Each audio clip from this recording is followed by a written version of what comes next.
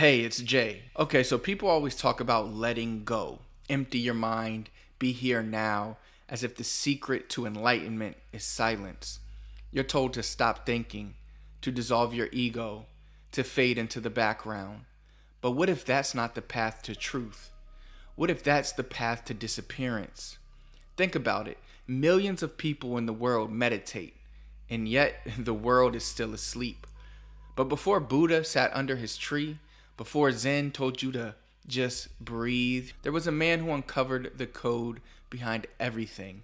I'll reveal his name in just a second, but this guy sought to decode the world through numbers and patterns, not to escape from it. He didn't teach you to withdraw from reality. He taught that you are reality, rendered in number, structured as frequency, designed to evolve through form. See, the mind isn't the enemy. It's a reflection of the cosmic order compressed into you. Enlightenment isn't about letting go. It's about tuning in.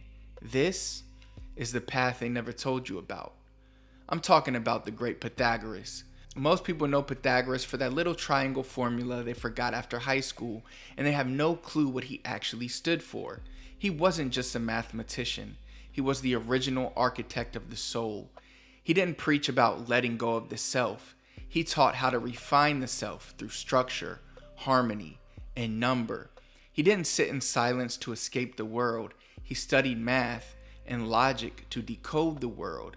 This was the real path to enlightenment, not detachment, not spiritual minimalism, not just being, but learning to think clearly, learning to become what you are, a frequency pattern in the mind of existence itself. Pythagoras founded a mystery school where students weren't told to abandon reason. They were trained to master it. They studied mathematics, music, geometry, astronomy, and philosophy, not to collect facts, but to evolve the soul. Because to Pythagoras, the soul was not some mystical ghost or vague spiritual vapor. The soul was a mathematical waveform.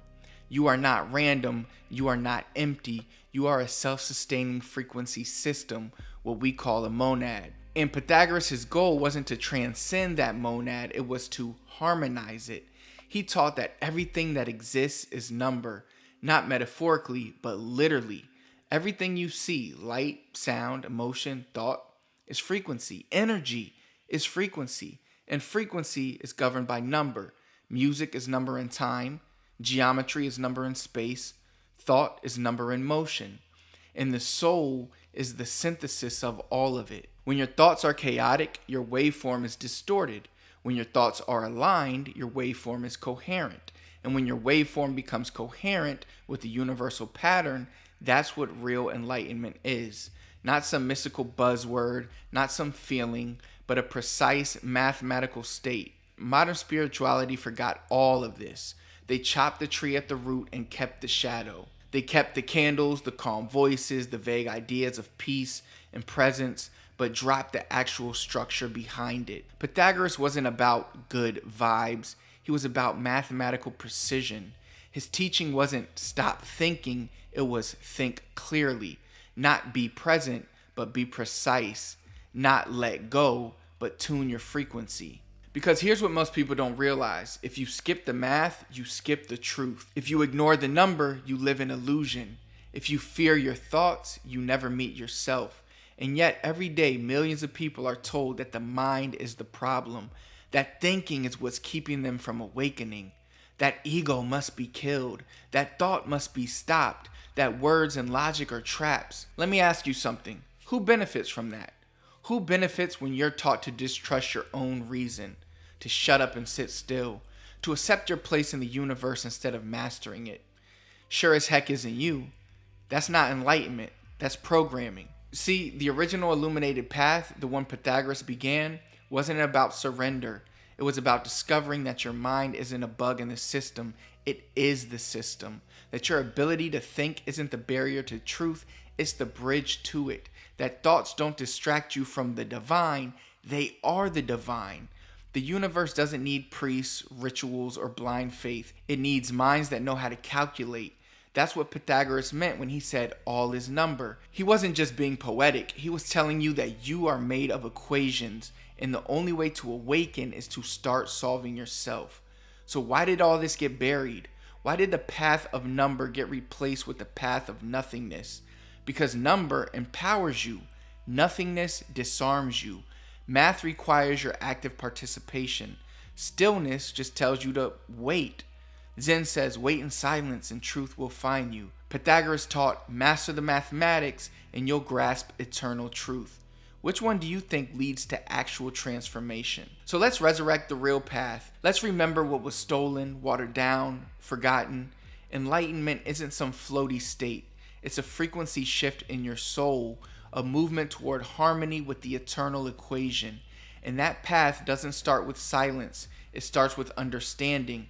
Understanding what you are, understanding how you work, understanding that your mind isn't a mistake. It's a monadic frequency generator running eternal math.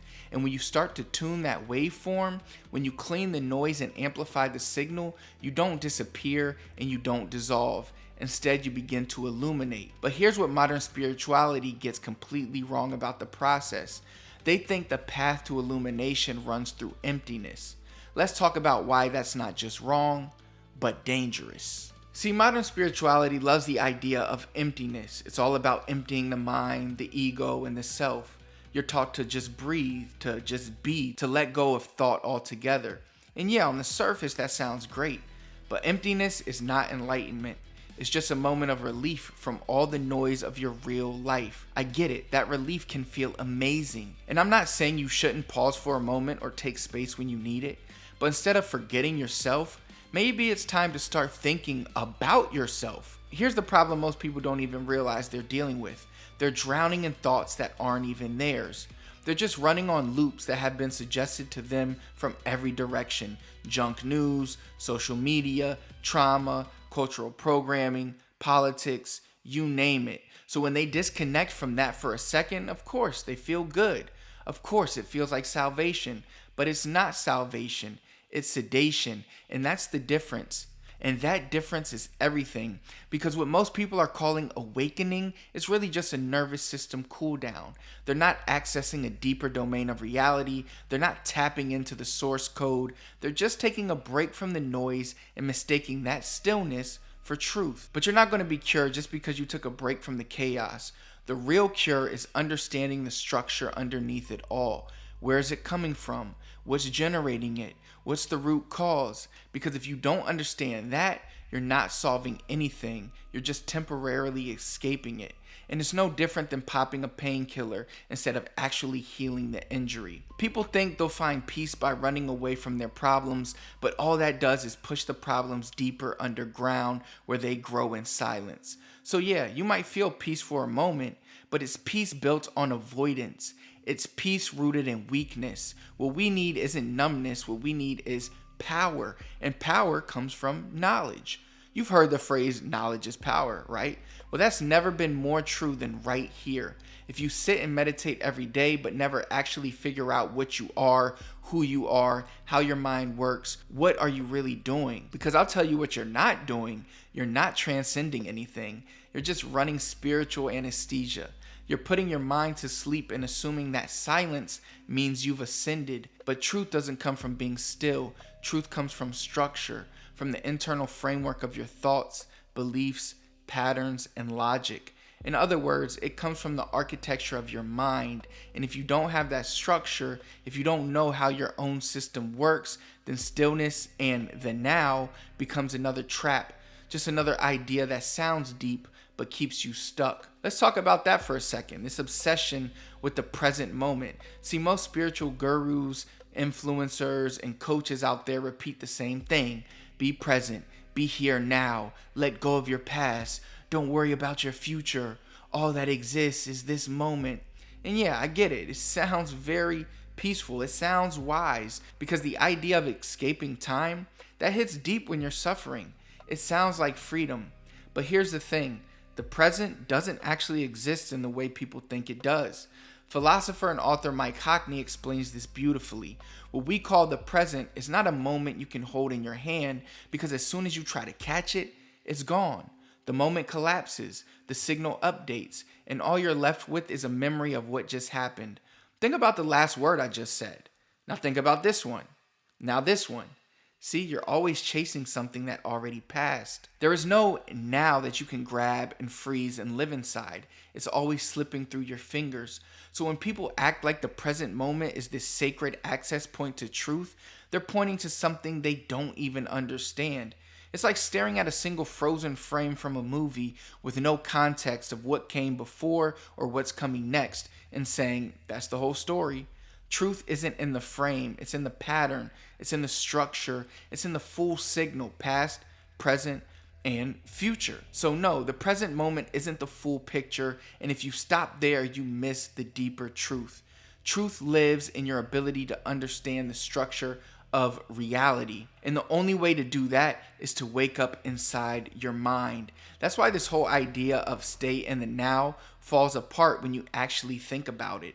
If you want to start the path toward real enlightenment, then you better understand how your thoughts are formed, how your emotions are connected to your beliefs, and how your habits shape the reality you experience every single day. Because trying to catch an uncatchable moment in time is a great way to end up spiritually stuck. That's why so many people meditate every day and still feel anxious. They still feel lost and feel stuck. They never figure out why they feel the way they do, and they definitely don't figure out how to change it. So they bounce from guru to guru, app to app, chasing a feeling they've never understood, because that's the secret Zen never told you. Presence without self-knowledge is a trap. Turning off your mind might feel good, forgetting your problems might feel like relief, but it stops you from asking the questions you actually need to ask. Real growth doesn't come from silencing the noise, it comes from tracing the source of it, from seeing how your system is wired so you can start rewiring it. And no, you don't need to disappear into a cave or go stare at a wall for 9 years. You don't need to abandon your family or renounce the world. And you definitely don't need to shut down your brain to find peace, because peace isn't the goal. Clarity is. Clarity doesn't come from being in the moment. It comes from understanding what the moment is showing you. Every moment is a mirror. It reflects your inner world. And if you don't like what you see, you don't smash the mirror. You fix the reflection. Because if your internal system is out of alignment, no amount of sitting still is going to solve that. That's why this whole idea of emptiness can actually be dangerous. The real path starts by knowing yourself, not spiritually, but logically, mechanically. You are a system, and systems can be mapped. They can be debugged. They can be refined. Start noticing your patterns, start identifying the loops, start paying attention to why certain things trigger you, why fear shows up right before opportunity, why you replay arguments in your head, why you self-sabotage without realizing it. Every one of those reactions is a signal, a broadcast of your inner frequency, and if that signal is full of confusion, don't be surprised when chaos keeps showing up in return. Stillness won't fix that. Silence won't either. Not by themselves. Because unless stillness leads to inner inquiry, it's just another escape route. You're not here to disappear, you're here to run the system. Or better yet, remember how to run the system you built in the first place. And when you stop fearing your thoughts, when you start decoding them, when you finally tap into your inner structure, that's when the real journey begins. The journey toward clarity and power. And it all starts with the mind. But it's easy to get distracted, because just when you're finally about to start looking inward and start trying to figure all this crap out, guess what usually happens? We're told not to trust our mind, to doubt ourselves, to follow, not to think. But let's cut through the mystic BS for a second. Your mind isn't the problem. Why? Because your mind is the operating system of reality. Let that sink in. Every idea you've ever had, every emotion, insight, moment of love, happiness, sadness, or inspiration, everything you've ever created, it all passed through one source, your mind. In fact, everything humanity has ever built, skyscrapers, airplanes, rockets to the moon, all of it started as a thought. That's how powerful the mind is. Want to know the truth? Well, here it is. There's no truth without mind, no awareness without thought, no awakening without reason, because reason is how you decode reality. Now here's something that might shock you. The universe isn't random or chaotic. It only looks that way until you learn the pattern. Patterns aren't noise. They aren't made of numbers. They are numbers. They're mathematical structures governed by eternal law. the same law that governs the universe and your mind. Just like Pythagoras talked about, your mind is your personal interface with that law. It's your access point to the code. So when people say the mind is the problem, what they really mean is, I don't understand how my mind works. And instead of learning it, instead of mastering it, they're taught to shut it off. Imagine smashing your computer just because the code is complicated. That definitely is not wisdom. That's more like avoidance, dressed up as enlightenment. Here's what you need to understand. Your thoughts aren't random. They're not wild animals you need to trap or silence. They're waveforms generated by your mind itself, because you are a self-sustaining system of frequency, a monad, and those thought patterns can be clean or distorted, coherent or chaotic, aligned or totally scrambled. So the next time your mind feels out of control, it's not because thinking is bad, it's because your signal is misaligned. How does that happen? Well, your thoughts can be hijacked. By what? By who? By suggestion, religion, pop culture, advertising, social media, news, politics, even well-meaning parents, teachers, and friends. See, most people are walking around thinking thoughts that aren't even theirs. It's like a computer running code that was installed without permission. In other words, a virus. And if you never stop to inspect that code, to trace where your beliefs, reactions, and habits came from, you'll spend your life being directed by outside input while believing it's your own voice. Here's what debugging looks like in real life. Let's say you always feel a wave of anxiety before speaking up. You could try to silence it, or you could trace it. Ask, where did this come from? A childhood memory, a rejection, a belief you absorbed without realizing it. Once you find the source, you can rewrite the pattern. That's what real self-work looks like. That's why self-awareness alone isn't enough. You need mental autonomy, and that starts with realizing not every thought you think is yours. Most suggestions aren't there to help you. They're structured to steer your behavior towards someone else's goals. Unfortunately, most people don't believe there's a cure for this kind of hijacking. Why? Because science says the mind is just neurons firing in a meat bag. Religion says the mind is corrupted and must be cleansed. Mysticism says the mind is a trap and must be escaped. But in ontological mathematics, we say something completely different. Mind isn't an illusion. Mind is mathematics. Mind and math are one and the same. There's no external world out there made of dead matter. There's only the internal mathematical activity of minds, of your mind. Each of us is a closed, self-sustaining system. Another name for that is the soul, the monad. And the thoughts that mind generates, they're not illusions, they're not noise, they are reality. So why would you ever try to shut that down?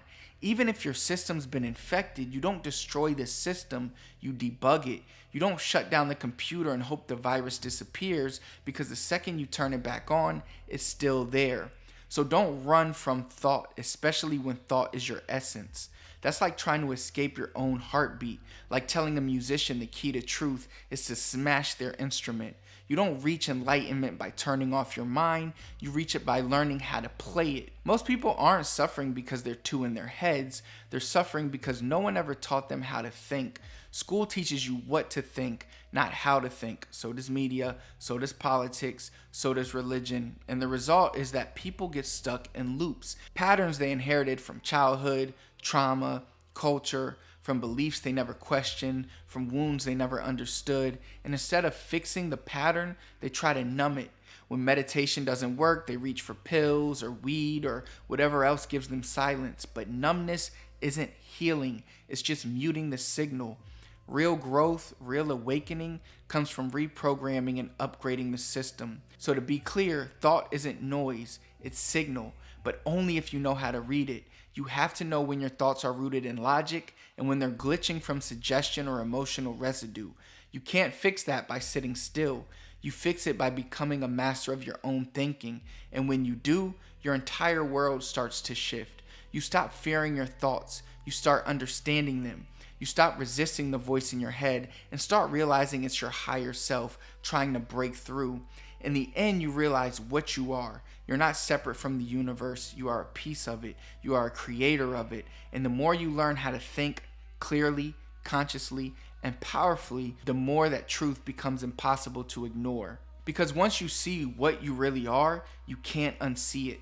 You're not just some lost soul searching for meaning. You are the meaning expressed in frequency, rendered in thought. You are a waveform of thought itself, looping through existence with the power to tune your own signal. That is awakening, and you are doing it not through silence or escape, but through living mathematics. So if stilling isn't the answer to the most important question, and if passively watching your breath doesn't help you decode the source code, then what is the real practice? I mean, what does it actually mean to wake up? In the book Lucid Waking, Jack Tanner writes, a conscious version of a sleepwalker engages in what we refer to as lucid waking. Lucid waking is the key to consciousness. That right there is the answer. It's not about some special meditation method, mantra, or shutting off your mind. The key is to actually be lucid while you're awake. Most people assume they are lucid when they are awake, but in reality, they are sleepwalking through their life.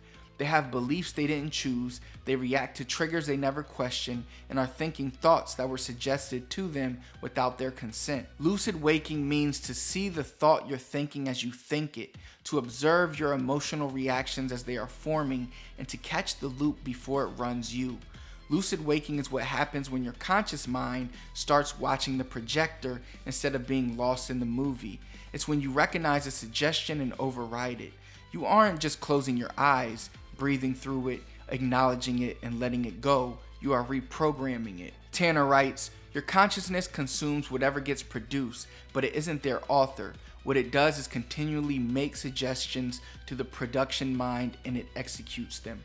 This is the key mechanism. There are two parts of you. The production mind is the unconscious monadic code engine generating your experiences. The consumption mind is your conscious awareness experiencing what's being generated. In lucid waking, you train your conscious mind to send clearer instructions to your unconscious mind. So, as you can see, you're trying to consciously control the system. Let me break it down a little for you. Here's what I want you to do. Next time you have a thought, randomly, let's say you're hanging out, ask, where did that thought come from? Question it. Track its emotional residue. And then you can either refine it or replace it. You're no longer just the passenger inside your reality, you're learning to drive it. Imagine this, you get triggered for whatever reason, and then you have a flash of anger. You get extremely pissed. Most people react instantly, then they will justify it or suppress it. But imagine you go lucid. You pause, then you observe, and then you run the diagnostic. Okay, this isn't about traffic, this is about control. This emotion isn't new. This is a belief loop I inherited at 12 years old.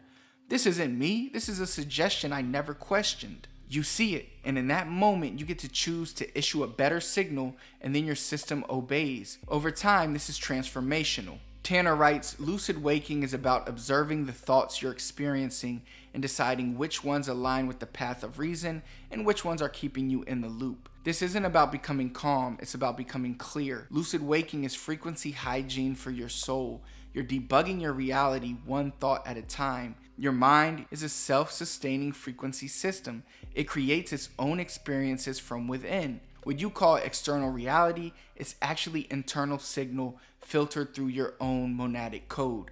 The universe you experience is projected from within, so the only way to change your life is to change the code that you're broadcasting. Lucid waking is how you start issuing higher order instructions to your own mathematical operating system.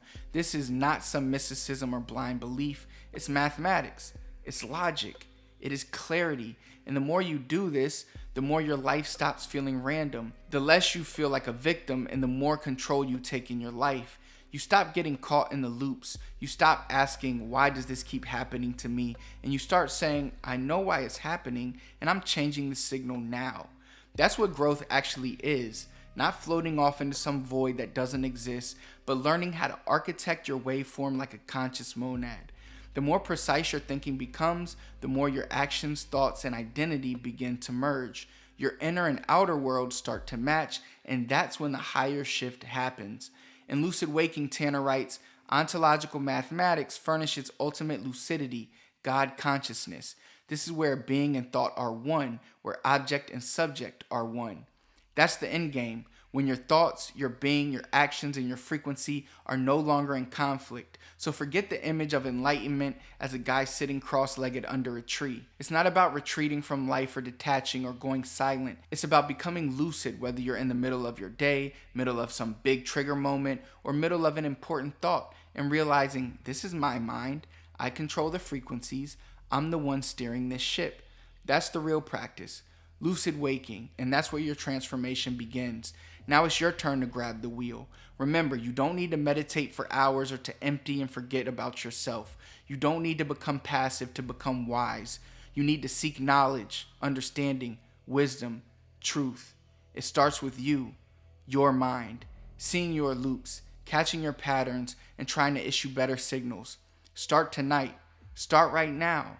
This is the path forward, and this is the new model of awakening. You are here to become conscious of who you truly are. You don't need any saviors or any gurus, and anyone who tries to sell you that is just profiting off your confusion. You don't need to buy enlightenment.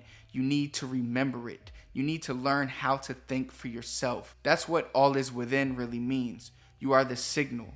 Lucid waking is not about becoming something new. It's about remembering what you've always been and what you always will be for eternity. It's time to wake up.